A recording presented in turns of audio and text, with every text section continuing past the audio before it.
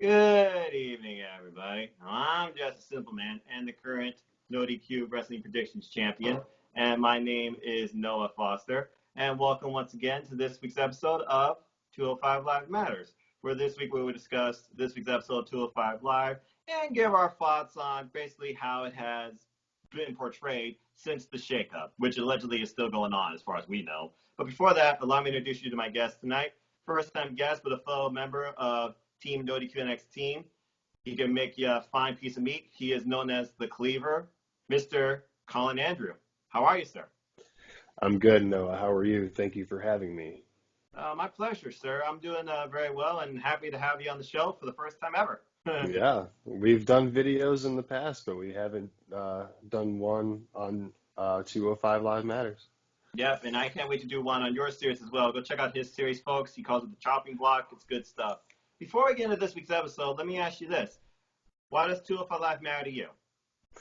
Well, back in the early days, or I should say the late days of WCW, I watched just as much WWF at the time as I did WCW. I mean, WCW started at 8.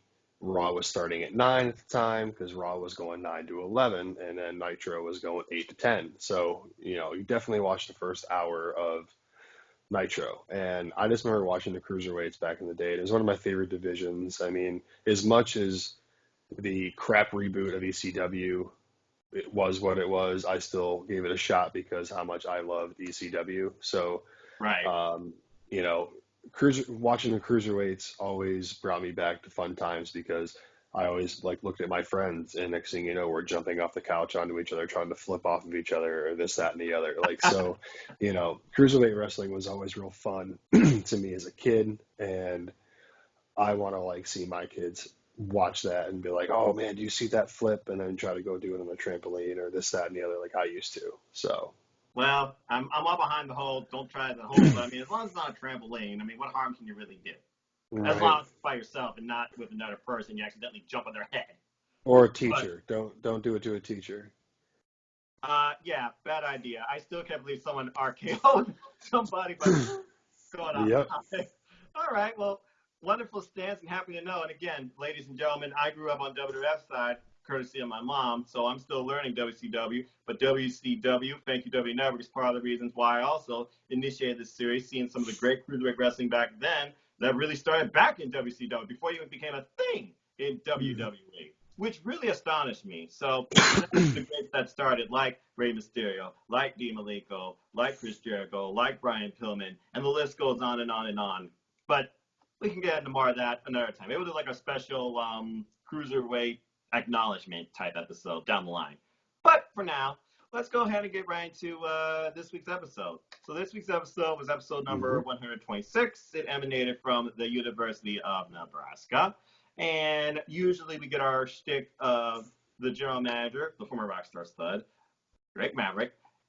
But no, not this time. This time we got an open forum, I like to call it, or State of 205 Live address from my personal favorite, for a better 205 Live, Drew Gulak. So Drew Gulak has really talked about how everything has seemed to really shaken up, no pun intended, since the shakeup. He said, up is down and down is up. And then he basically goes into detail about how his longtime rival, Tony Nese, is now Cruiserweight Champion. Then he also talks about how Cedric and Buddy Murphy have been moved to Raw and SmackDown Live respectively. I think Buddy Murphy got the better end of that. And then he also talks about tonight's show, but not in the order you would think. He actually starts with the main event, which doesn't involve him. He talks about how it's Oni Logan versus Arya Daivari, and how Oni is an NXT tag team specialist, but trying to make himself the face of 205 Live. But he then goes to his own stance where he says, soon I will become champ, and we will finally have a better 205 Live. And you think he would close here. No, he then goes into his match that opened the show, ironically, about teaching someone a lesson before he goes after the title. He talks about how he faces tonight Humberto Carrillo. And basically, tonight he's going to learn a lesson. When you step to me, you will tap out. So a very interesting opener, in my opinion, because it not only focused on this week's episode, but he somehow basically gave a promo on himself, not only for his match tonight, but basically his expectations for a better 205 Live and becoming Cruiserweight champion. What were your thoughts on the opening sequence here, Colin? I loved it. I love Gulak. I mean, the dude is a submission specialist, mat technician. Dude is great. His match that he had a couple weeks ago with Matt Riddle on NXT, priceless. The dude is awesome. The dude knows how to talk. He knows how to deliver in the ring. The dude is excellent. I was a big fan of it. I like the podium. I like the fact that he is just in your face. Look, listen to me. I am the man. I'm really hoping to see a showdown between him and Nice down the road, and then him finally take the title because he does deserve it, honestly. I mean, um, I liked how he brought up Buddy Murphy and Cedric Alexander. And yes, I agree with you. Buddy Murphy got the way better end of the deal on that one. But good for him, Buddy Murphy's bust his ass. He deserves that. But it was a great opening segment to a good show. You know, can't go wrong with Drew Gulak. And yes, you step to him, you will tap out. Again, one of my favorites, one of the original pioneers that started when 205 Live literally started. Still, in my opinion, I believe he should become Cruiserweight champion. Or at this point, just make him GM for one night. I think that would be extremely interesting. The guy can do it all. He can go in the ring, he can deliver an incredible promo, and he's also an entertaining character. Whether you think of him as a teacher, whether you think of him as a leader, or whether you think someone that believes he's right everything, the man has done it all, and truly is one of the most well-known faces, if you could call him that, personalities of 205 Live. If you don't know any other name for 205 Live by now, you should know at least Drew Gulak.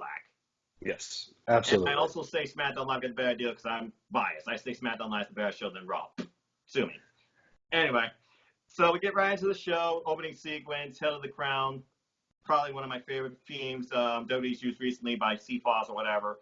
And we get our opening commentary with Aiden English, who apparently has stayed on past WrestleMania season. Glad to see that. Lead commentator Vic Joseph, he does okay. And then instead of Nigel McGuinness, who apparently is training the talent at the Performance Center NXT UK, we got David Otunga.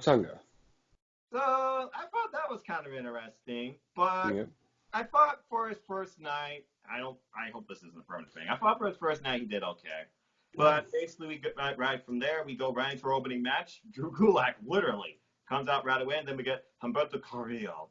And Aiden English just loves the guy, thinks he's so handsome. Still think that's weird. And then before the match begins, we do get a bit of a Instagram promo from, I guess you call him his former protege, /friend, Jack Gallagher, who basically said that he has been detained to get stitches on his mustache. This is not a mustache. I don't know how that's possible. But anyway, he basically then goes into detail about what has Drew done for me lately, especially after costing me my match against Humberto Carrillo 2 weeks ago, because he did. But he's now like, I wonder if this time he's just been using me. I guess now we'll see if he respects me more as an adversary. So it sounds like we're going to get Jack Gallagher versus Drew Gulak down the line. I think pretty much that partnership, friendship, whatever you want to call it, abolished. That'll probably be another number one contender match. Yeah, and again, just the thing about 205 Live, they build stories the night of. While they have such a small roster, they really are pushing the boundaries of what they can do with it as far as storytelling and matchmaking. And I appreciate that. But we'll get more into the roster later as far as what we think should happen and need to build. So before I go into this match with my Cliff Notes, what were your thoughts on Drew Gulak versus Humberto Carrillo? Well, first off, every time I hear of Humberto Carrillo, all I can think of is Alberto Del Rio.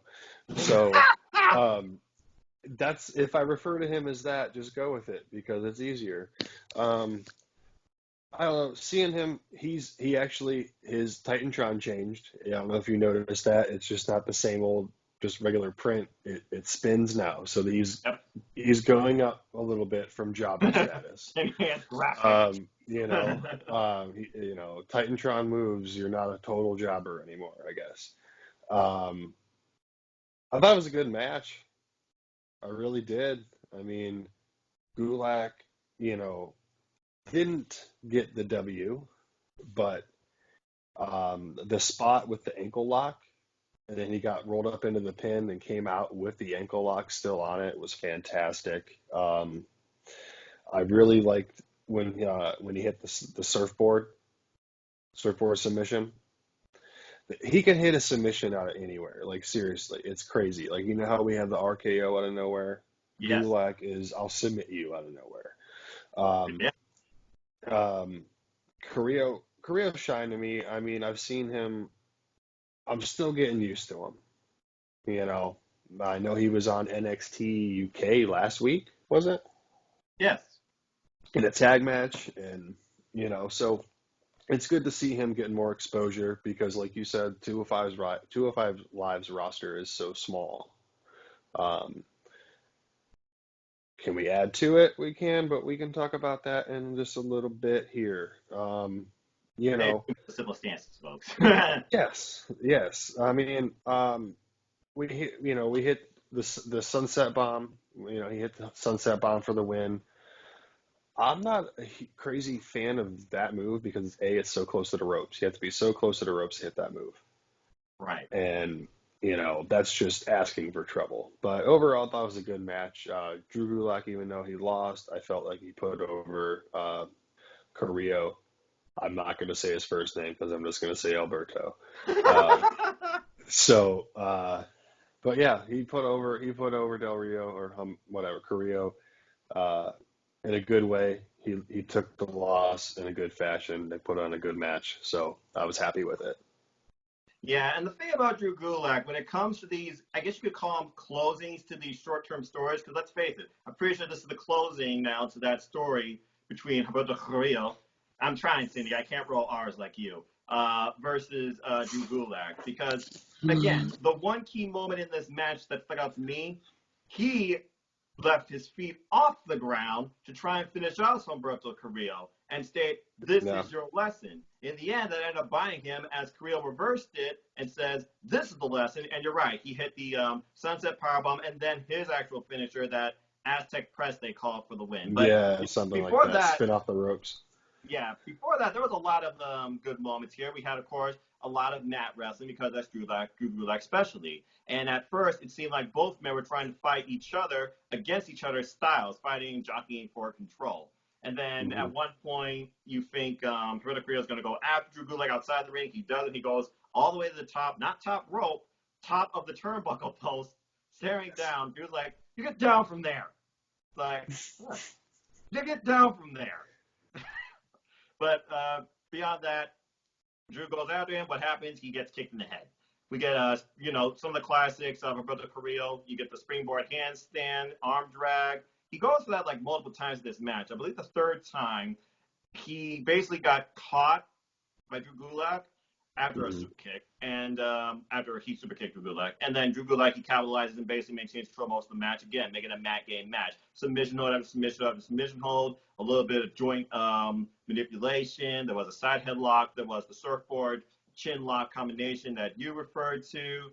And again, this was a nice back and forth match. Both men fought out of it. And then, we get the spin around kick, missile drop kick from Roberto Carrillo, relying on high risk offense versus Drew Gulak, who is safe and sound, feet on the ground. And at one point, both men are just exhausted to the point that they're brawling on their knees.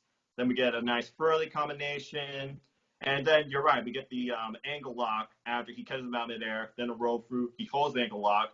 Brilliant, brilliant wrestling. Again, he's known as probably the most dangerous man on 205 Live. Just the fact he can catch you out of nowhere with a submission hold and manipulate the body so well. I honestly want to see him face Zack Sabre Jr. one-on-one, but that's just me, and I'm going off topic.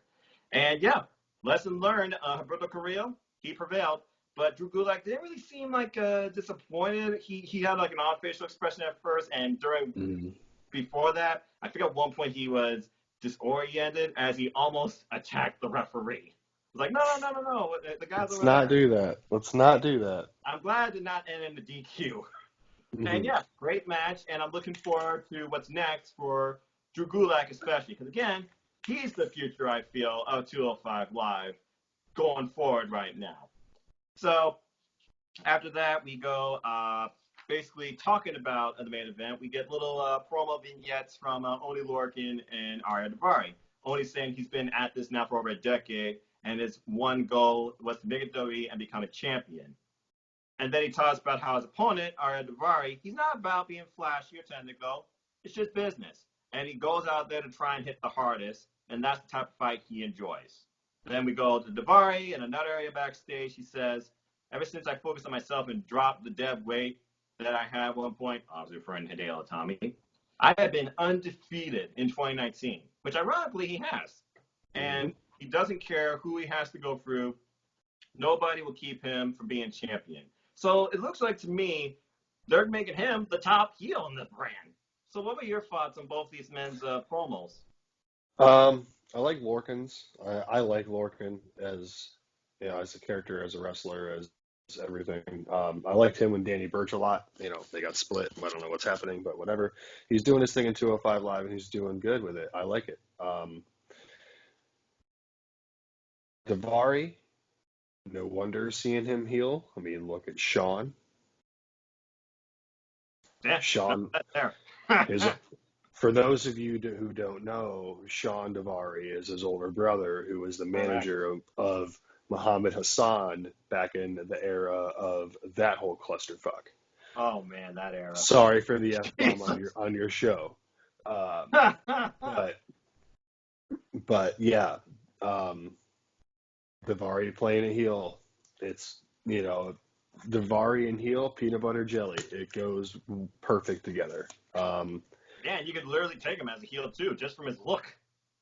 Exactly. I mean, I could see him in the case of this match. He is the heel. You know what I mean? If you look at depending on his opponent, yes, he is the heel in the match, but he is undefeated. His brother Sean had a lot of success title-wise other places, so why not maybe down the line him get a shot? You never know. He's been there a long time. He's been paying his dues. I'm happy with his character. He's also one of the originals too. Again, it seems like they're finally going back to the well. Not so much maybe building a brand new star, but building a top star out of their original roster. Because a lot of these guys we're talking about now, they've been on since episode 1. The only one right now that's the exception is only Lorcan and the Carrillo. And another person we'll now get into, because after this, we go straight into another backstage promo.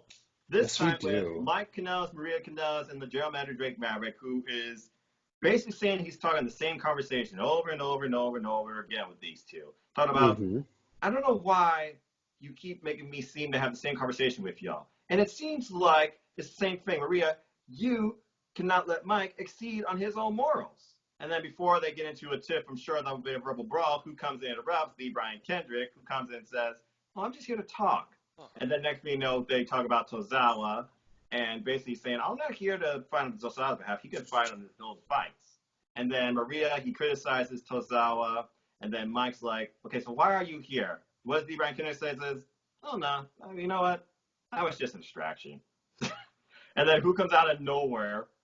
Akira Tozawa attacks, and then Maria is just screaming. Jake's like, unacceptable. That's unacceptable. That's unacceptable. Then Mike with a cheap shot. That's unacceptable, okay? So security. I'm pretty sure it's safe to say we're going to get Akira Tozawa versus Mike Kanellis. No disqualification or 2 out of 3 falls. I'm pretty sure this is about to culminate as well. Because again, this is what Tool for Life does. Keeps building a story, and it culminates into a huge blow-off match that contains elements of the previous matches, but in the end, a decisive winner. So I'm looking forward to what these two are going to do, and I think what's going to be their last encounter for a while. You? Yeah, I mean, I'm glad that Mike Kanellis is actually doing something in the WWE. Hey, it's about freaking time. I know he had his issues back in the day, but hey, it happens. Been there, done that. Brian Kendrick, I love Brian Kendrick. It's nice to see him still floating around, his old ass, He's got a younger look now. Give him a break. Yeah, a little bit. I couldn't have done without the sound effects from Akira Tozawa when he was jumping in, because it was just too funny. I'm sorry, I couldn't take that moment serious. It was just more of like to me, I'm like, I don't know, I just hear like, hi, I was like, all right, is this a Bruce Lee movie real quick? What's happening? Well, he not got Drake, enough support beams to seem like it was. Kick them down. yeah, I know. And then we got Drake Maverick running around in his little leprechaun suits, like, unacceptable, unacceptable, yelling at security. And then as referees pull Akira Tozawa off, Mike Keep Kanellis punches him right in the mouth, and then here we go with Drake Maverick again. Unacceptable, unacceptable. Oh, I'm Drake Maverick. Unacceptable.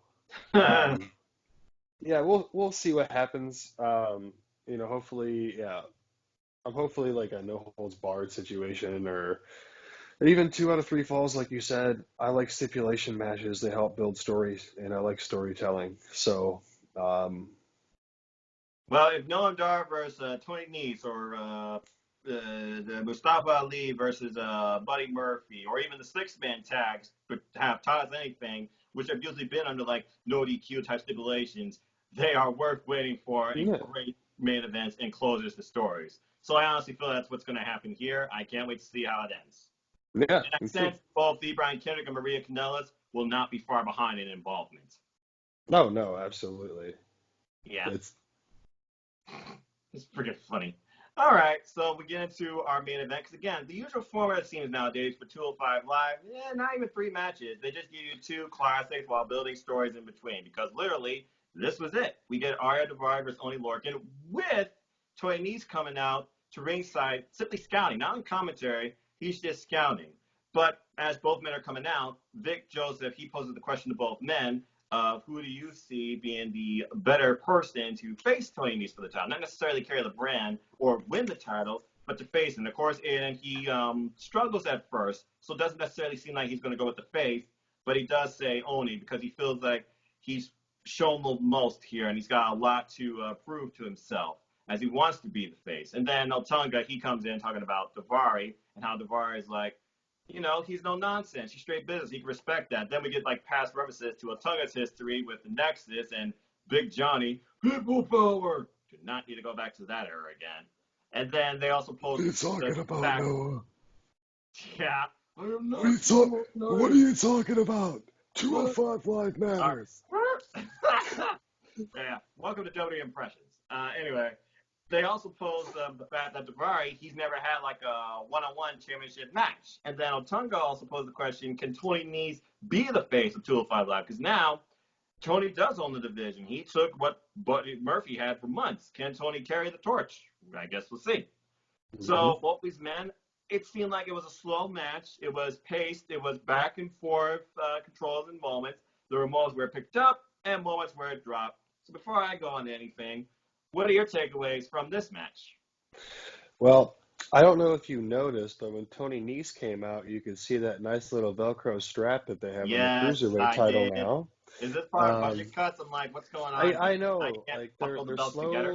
they're slowly transforming all the titles into Velcro straps, and in our, I don't know if you saw in armbar, ARMBAR explanation point.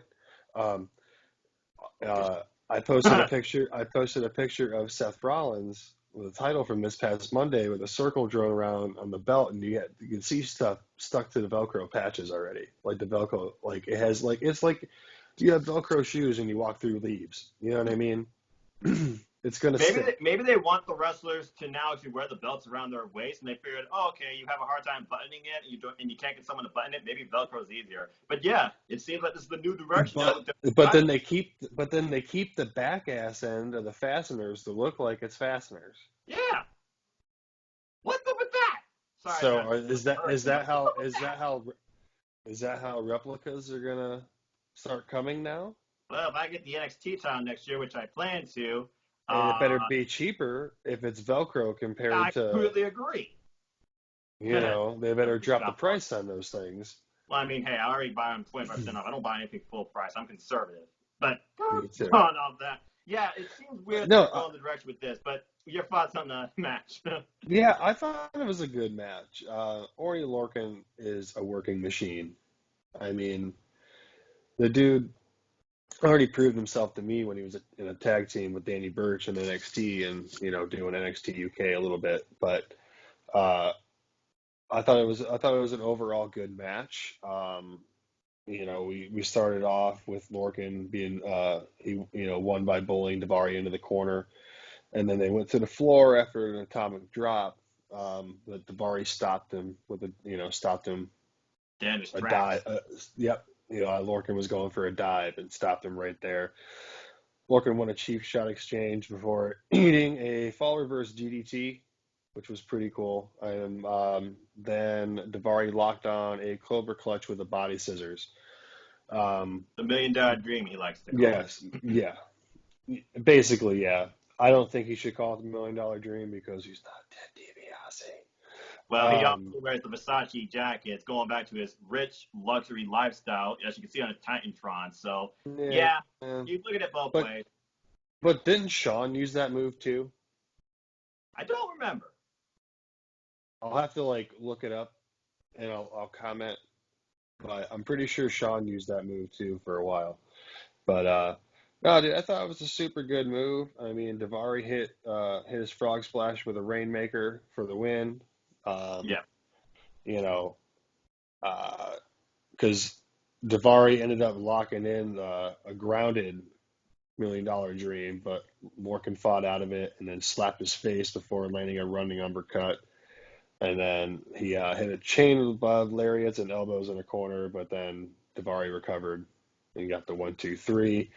Nice clapped with approval and wanted to shake hands, but Davari wasn't down and they just had to stare down over the belt, basically. there you go. I thought it was a good match, man. Like I said, Davari, when he is on his own, he is best. Because he can show his true talent, not get cheap heel wins, not get, all that stuff.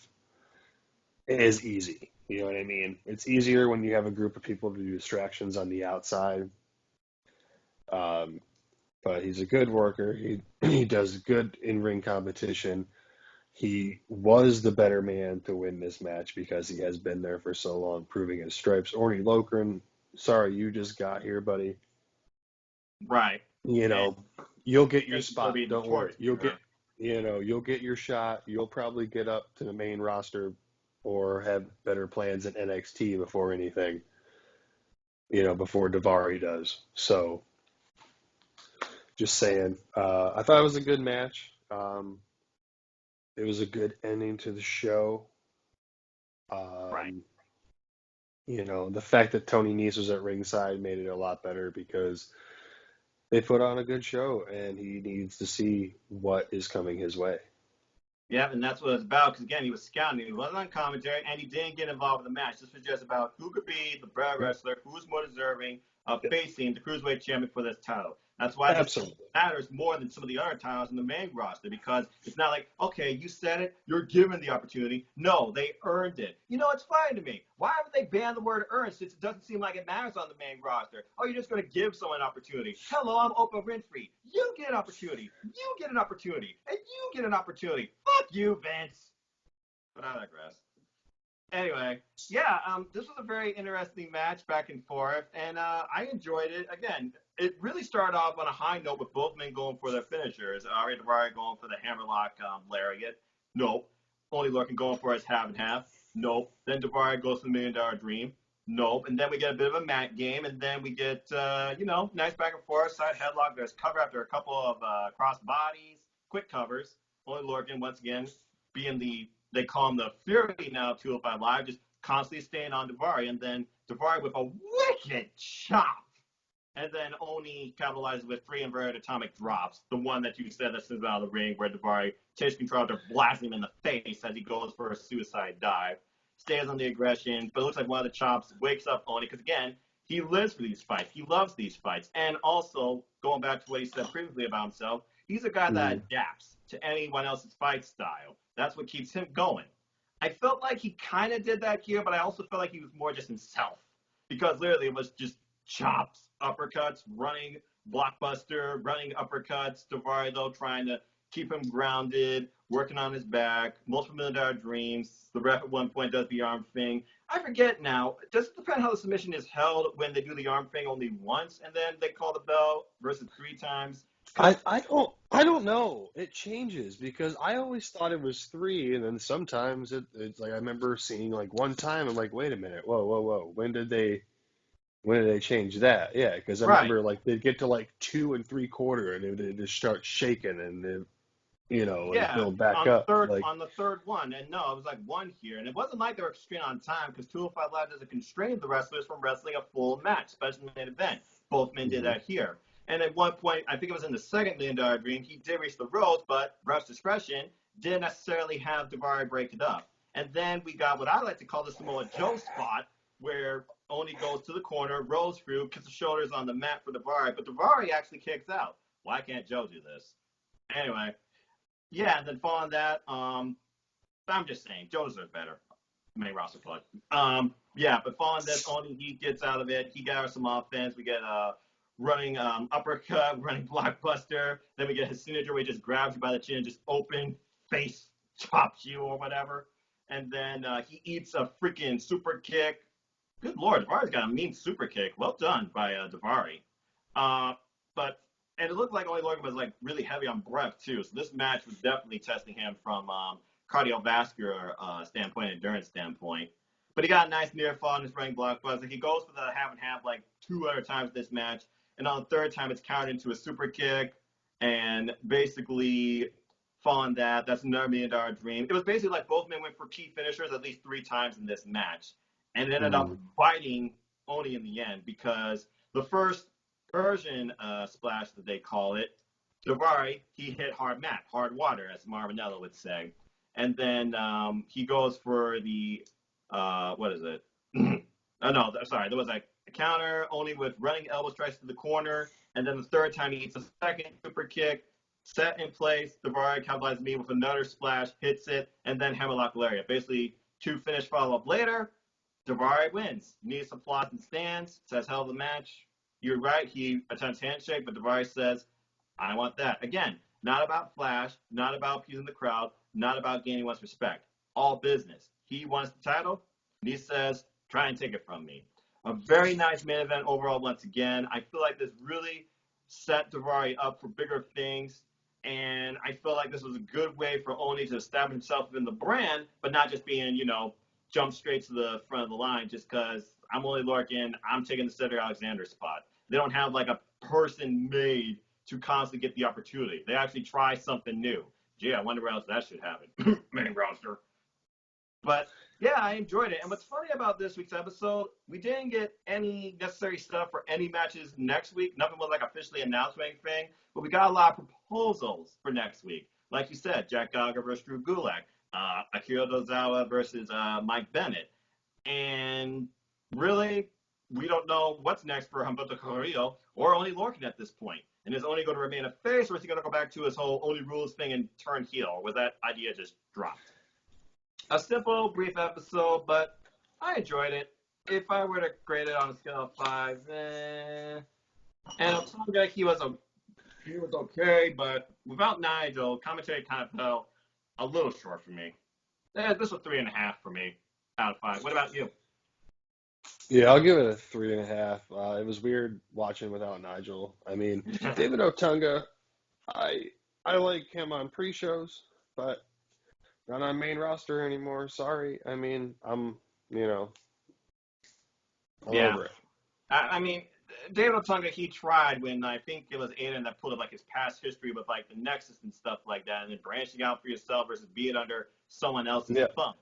So I mean, I think I Otunga like that tried, but reference. it was only like his first time.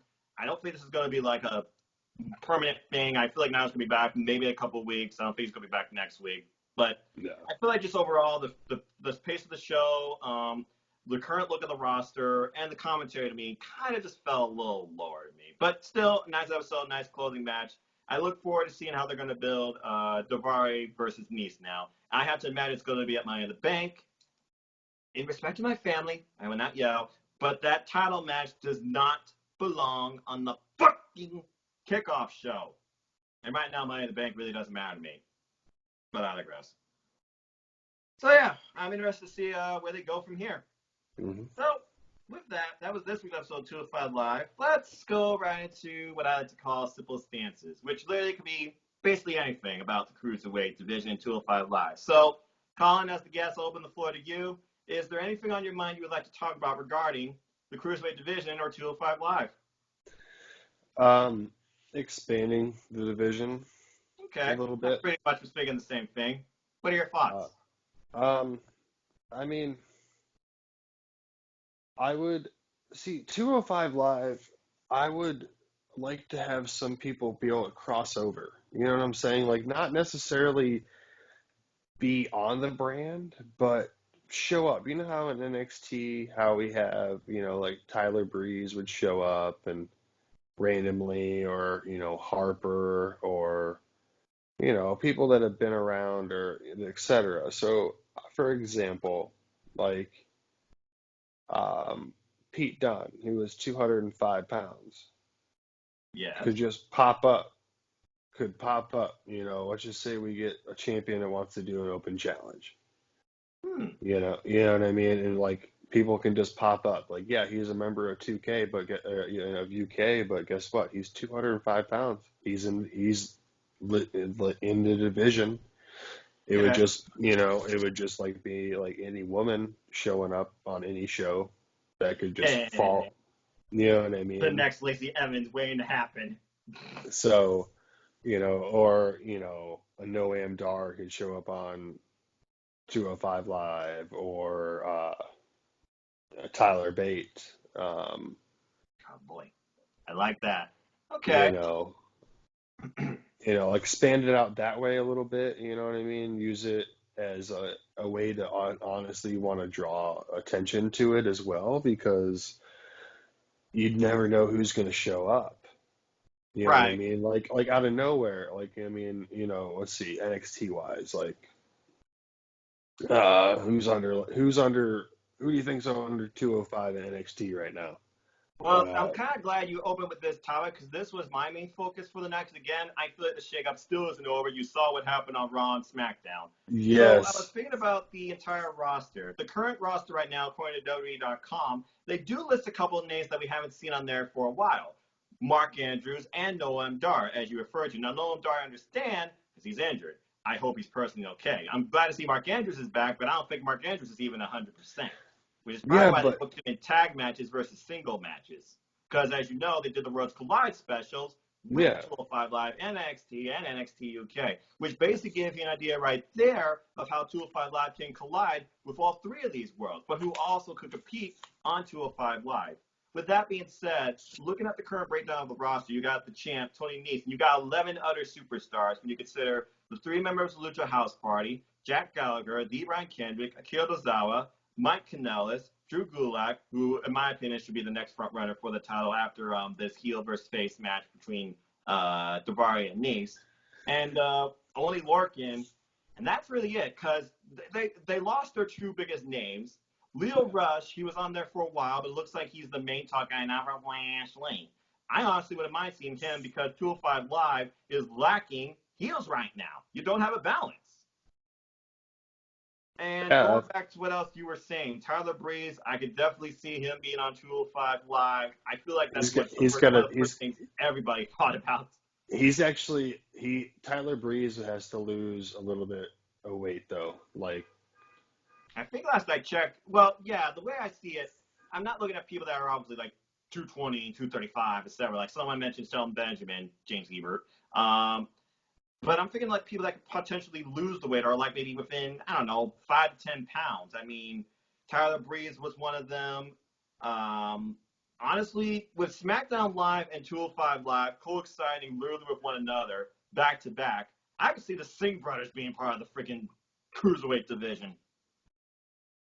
And I wouldn't mind seeing what those two are capable of, either as singles competitors or one managing the other, because those guys have been in action since they were the Bollywood boys. They're just crash test dummies now to get squashed, despite the fact we got Jinder Mahal and SmackDown Live. Really.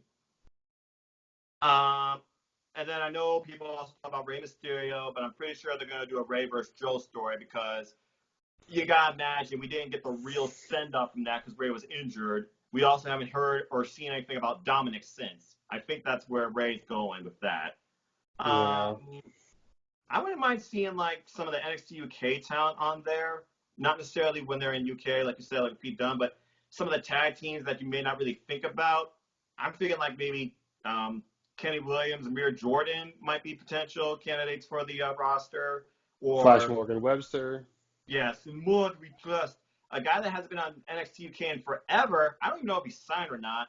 He was from the NXT UK Championship Tournament. Sam Gridwell, I was thinking of. I was also considering. I haven't seen anything from him since the Yeah, he tournament. hasn't been on much since the tournament. I don't even know if he's part of the brand. And I again, the don't whole think so. collision and inclusion we're talking about between NXT and NXT UK and 205 Live. Danny Burch, he's still in NXT technically, but he also is still apparently a team with Only Lorcan because, hey folks, if you haven't seen NXT, spoiler alert, Danny Burch, Only Lorcan, still a team. Let's just say they came out together and wanted to whack someone with a chair. So yeah, they're both still together as far as that goes. But that I'm also thinking about other names that we haven't seen for a while. Sin Cara could be another one that could go to 205 Live. Sami Zayn. I would honestly love to see Sami Zayn in 205 Live. I think that would be very interesting. You get the actual wrestler, Sami, versus the wacky anti-Mark character on the main roster that tells us to go to hell. So you get the best of both worlds there. And then there's one thing I was thinking of based on he did do a one-off. He is actually at the weight 205, and I honestly wonder where they're going to go with this entire gang when it comes time to, move them. I'm thinking Roderick Strong. Yeah, Roddy. Do you see Undisputed Era coming up as a faction? Ah, jeez. But here's the thing: we are in the time of we are low on factions. Well, also Vince hates factions. Keep that in mind. Yeah, but Vince is getting older. True. I ain't dying. And I don't think he'll quit anytime soon, as much as we want him to. Unless your name's Virtue. I don't know, dude. Stuck. And go follow Virtue. He's a funny character. Yes. But yeah, that's just my thoughts on that. But as far as that, Roderick Strong had a nice one up with Sid Alexander. He's literally 205. I could see him literally taking the title from Tony Nese if Tony Nese becomes champ for that long, and they actually set up a match like that. And Roderick Strong's a major name. Plus, if they do decide to send up the other horsewomen at some point, you want to keep them married couple together, put his wife on SmackDown. Yeah, that'd be cool. Or how the Undisputed Era is on their quest for gold. Maybe Adam Cole gets the NA championship, and then Red Dragon can get the tag team titles back. Maybe they're the ones who take them back from the War Raiders. I'm not saying it. The main roster does not affect us here. So, okay, in that fucking case, War Machine. They're not going to, I see Undisputed Era taking the titles from War Raiders, and then instead of Adam Cole taking the NXT title from Gargano, he takes the North American Championship from Velveteen Dream. Right. And the reason I didn't say Johnny Gargano or Ricochet, I'm sorry, I think they're too good to be constrained by 205 Live, because that's my only problem with 205 Live. They act like it's a freaking barrier, and the only time it really matters is when you literally pull up a person. Yeah, it's an atmosphere. That's wrong. It's an atmosphere. You can't break through it. Yeah. Well, you should be able to, and that's the problem. It's only like during Worlds Collide or special one-offs with NXT and NXT UK. They're able to breach. Humberto Carrillo was on freaking NXT this week. Great opener, too. Absolutely. It's because those three brands are a super show waiting to happen, but I know that's not going to happen based on, regions and contracts and timing and all this stuff. Plus, they actually are allowed to wrestle at some other promotions that are under the WWE, I guess you could say, agreements. That's why you get matches from Evolve. That's why you get matches from ICW and such stuff like that. Progress, and I think Attack Pro Wrestling I think, too. There's some other UK promo. Yeah. And yeah, Tyler Bate, I think will be a very great one, but I don't see that happening unless they truly split Mustache Mountain. But that team is just so good, and everybody loves them. Big, strong boys. I don't ever see them. There you go. I don't ever see them splitting up that team. I honestly don't. I do because either, because we all know Pete's not sticking around forever. We know Pete has bigger and better things than NXT UK on his plate. And within, I want to say, the next 6 months, he'll be either SmackDown or Raw. That, or he's going to be the one to dethrone Gargano. And then he carried the NXT title for 700 days. Yeah. And but Tyler Bate, the big strong boy, is going to get tired of carrying the Artful Dodger shit around, because every time, think of every loss they've had recently. Whose fault is it? Trent. Mr. Mustache Mountain. He usually eats the fall too. Silver Fox himself, Trent Seven. Well, it is a teacher and student relationship, so I can definitely see them doing a storyline like that. But I honestly can't see Tyler Bate breaking this. I honestly can see Trent Seven breaking this. I at one point thought Trent Seven was literally going to turn heel on Tyler Bate. Well, when back in Progress, Tyler Bate was heel. When British Strong Style first came back, when British Strong Style first came about, British Strong Style was Trent Seven and Pete Dunne. Oh. And then they added Tyler Bate into a deal because Pete Dunne and Trent Seven won the Progress Tag Team Championships while Pete Dunne was their heavyweight champion. And he wanted to just give the title to Tyler Bate, and then in the process of that, they were stripped of the tag titles and they went vacant. So there was a match. I can't remember who it was against, but I think it was CCK. I want to say. Oh, okay, I know what you're talking about. Against what would be known now as Mustache Mountain. Right. And British Strong Style won, and then I had all the gold. But yeah, they were originally a heel faction in Progress. So Pete Dunne, Tyler Bate playing a heel wouldn't be anything not new to him. You know what I mean? He's done it before. You can find all that. I'm just being under the NXT UK banner. That's what I was thinking. Yeah, I think it'd be cool. But it depends on where we're at. Talent-wise, star-wise, can we pull a babyface heel move here? Who can we swap? Who can we have go from heel to babyface now? Right. Etc. You know what I mean? It's all about putting aces in places and being in the right time. But it could happen, and honestly, I think it'd be cool. But okay. Yeah. Okay. Yeah. Speaking of which, there's another thing they're missing. A mid-card title, but they seem to have a lot of people that could fulfill that role, because I think they have a pretty strong mid-card right now. They just need to build up more stars. Speaking of which, segue, what are your thoughts on the Cruiserweight division? Do you feel like they need to build a mid-card range and a mid-card type title, and what would you call it? Yeah, see, that's the thing. We have a Cruiserweight championship. So the next thing we had in WWE or WWF history was the light heavyweight championship. Correct.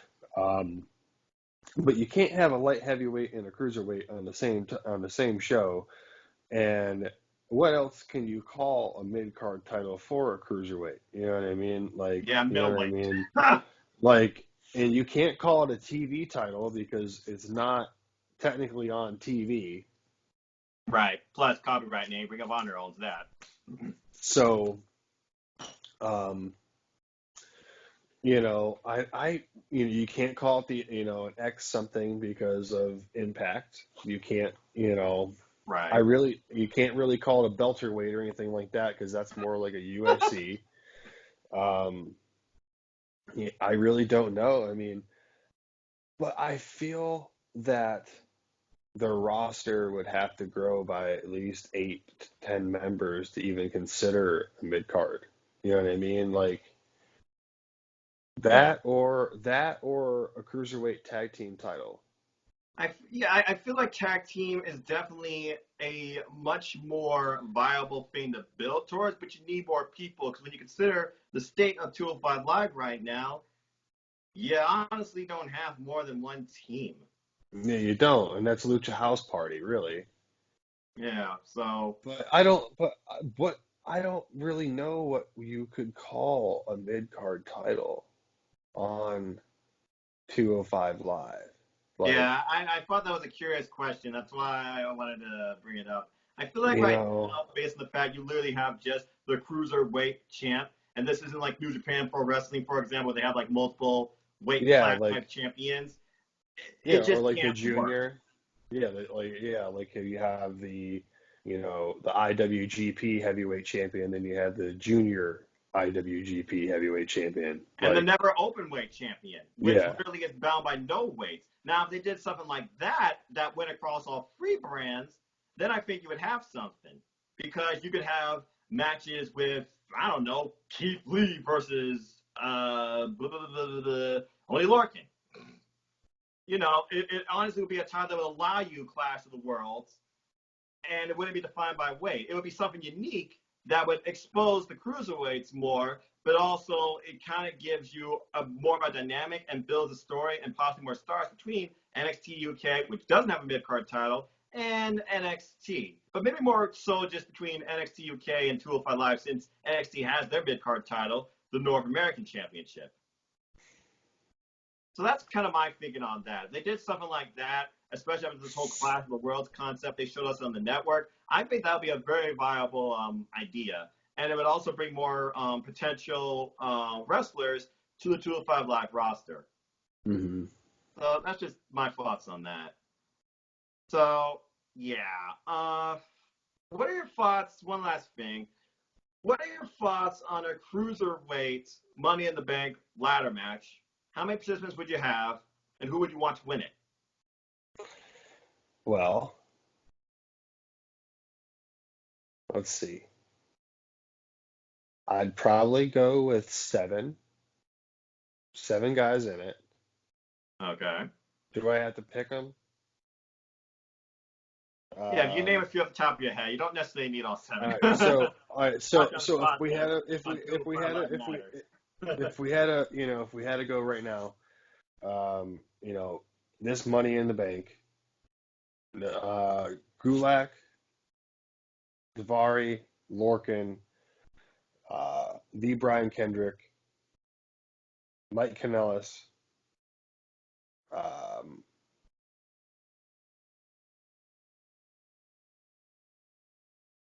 Akira Tozawa, and I guess you can put Del Rio in there. Uh, Okay. and Yeah. then that's how I would have. I'd pull a shocker and have Mike Bennett win it, Hmm. and then cash in on Drew Gulak down the line after he Wow. picks up the title.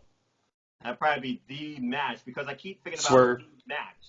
I could see that being the perfect opportunity for an opportunist to become cruiserweight champion by Yep. means that you don't think about, but still means that makes sense. Because one thing the Money in the Big Ladder match has been lacking lately is a credible winner and a credible cash in. Last 2 years, I think they flopped on both brands and both rosters in general. But if you did like Yes. some brief cruiserweight Money in the Bank ladder match, and you basically have, I don't know if I would do seven because I would probably be overkill considering what the cruiserweights are capable of because they can go a lot longer than the main roster could. Maybe Well, you would do like, just try to give him space to shine. You know what I mean? That's why I was curious I with agree. that. But I mean, it's the first one. I would probably start a little smaller. I think I would actually go with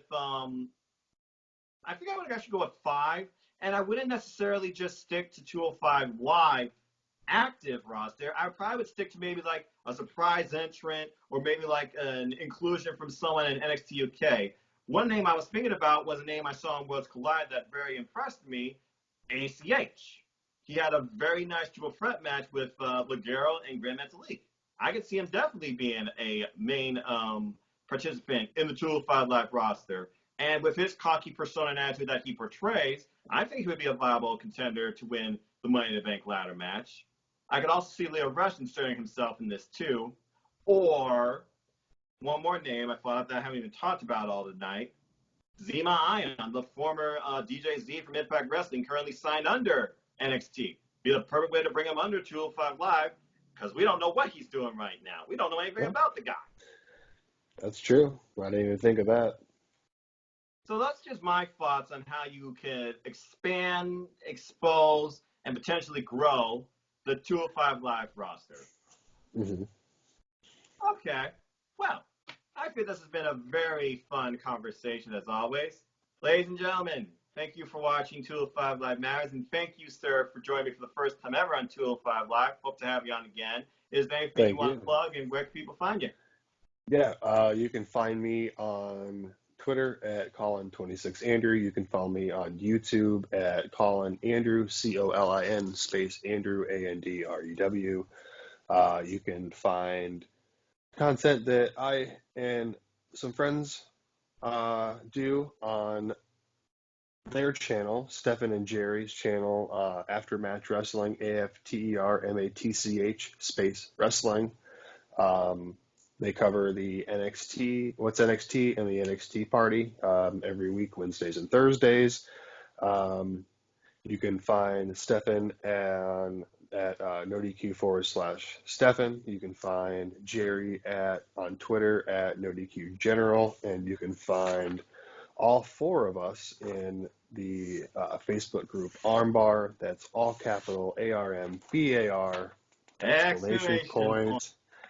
So a lot of discussion and stuff in there. A lot of good times. It's growing fast. So like us all on those formats. Support NoDQ and NoDQ.com. Actually, they just released the review for number 55. I got the email while we were doing this video.